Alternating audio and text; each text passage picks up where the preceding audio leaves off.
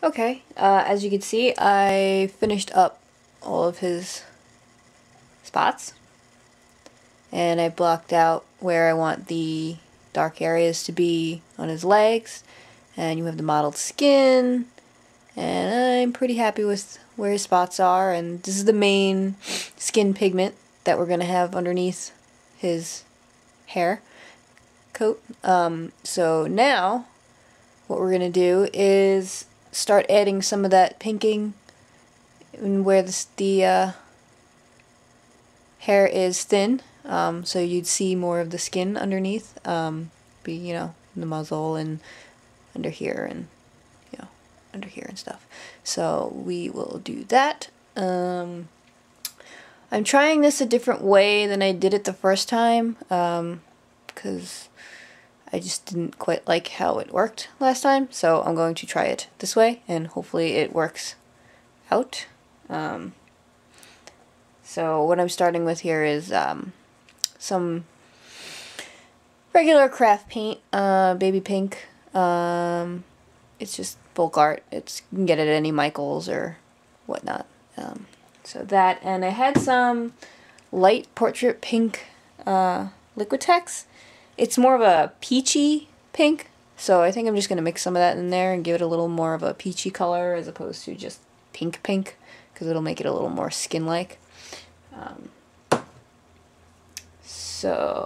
And we're going to use one of the, well, this was one of my good brushes.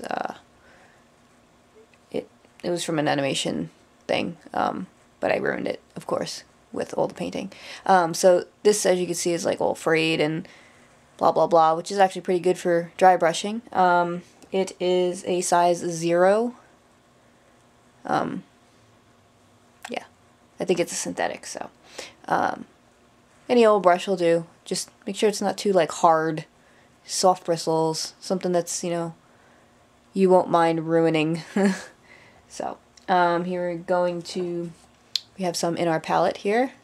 I'm just gonna mix a little bit of the pink and the peach, and then just dab my brush so I don't have a lot of paint on it at all. Even, you know, wipe off most of that paint on that brush to where you're barely getting any color off of it. And then we're just going to come in, and make sure this is dry, very dry, otherwise you're going to start smudging all your spots that you just left. So, and then we're just going to go into where the areas are that you want some pinking and just kind of rub that in there. It's a little darker than I wanted it, but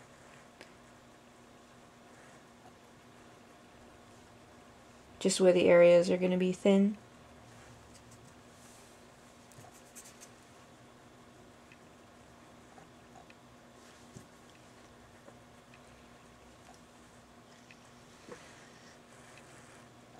Now this is going to end up lighter because we're going to put another base coat on top of it, but you also don't want to cover up all your modeling that you did.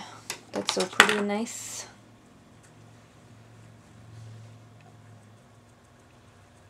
So you don't want it thick at all, otherwise you're just going to cover everything up. And you want to kind of just, oops, too much. Blend that in there with the white primer so you don't have, you know, some stark contrasty places.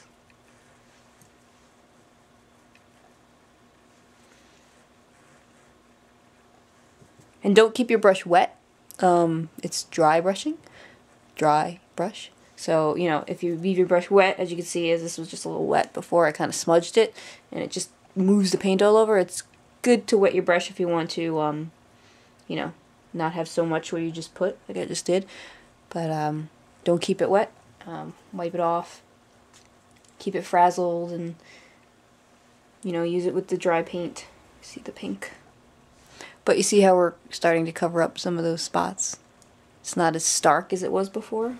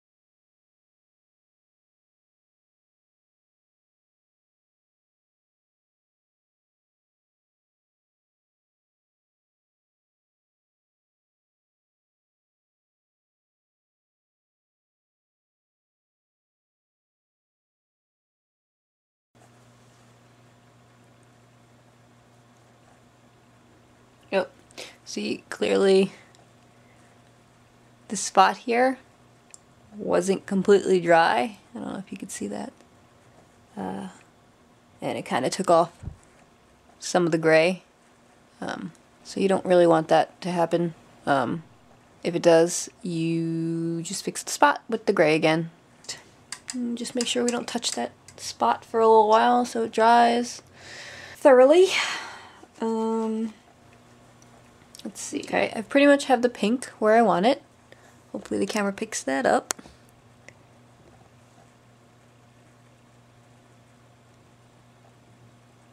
Now what I'm going to do is take some Titanium Buff Deep, number 290, by Amsterdam. It's white, but it's not pure white. You never want to use pure white because a horse is never going to be pure white. You know, stained and all, so it's hard to get that stuff out. This has a slightly grayish hue to it, so we're going to use that. And put a little bit on your palette. And now we're just going to dry brush around those pink areas to blend it in a little more, because you don't want a stark contrast between the white and the pink. Make it look as natural as possible.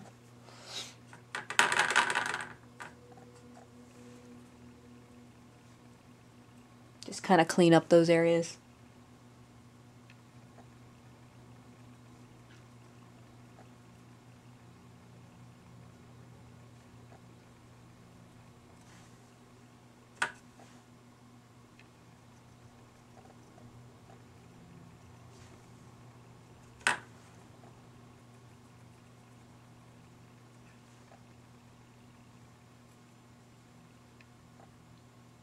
And if you get the white on one of the spots, be sure to get the whole spot, because you don't want to leave a line in the middle of those spots. So, you know, if you're going over here and like you like your brush stops halfway, make sure to just finish up that spot and make it an even coat.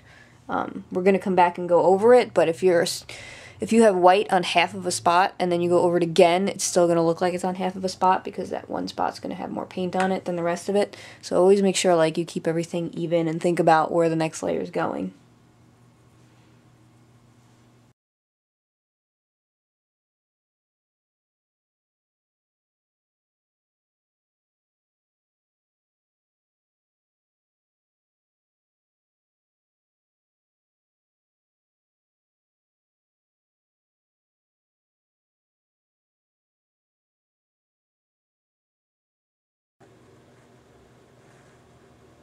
When you're going, if you catch any dust, be sure to get that out as soon as possible. Otherwise, it's just going to kill you later.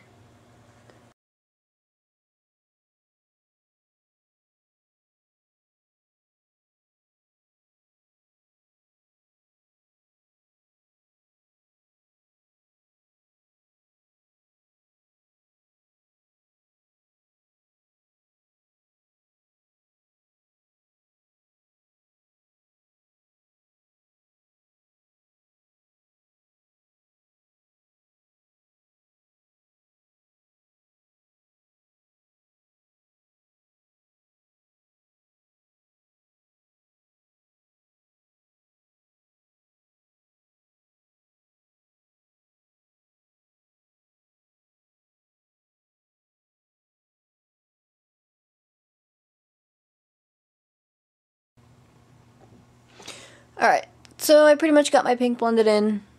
He's got spots.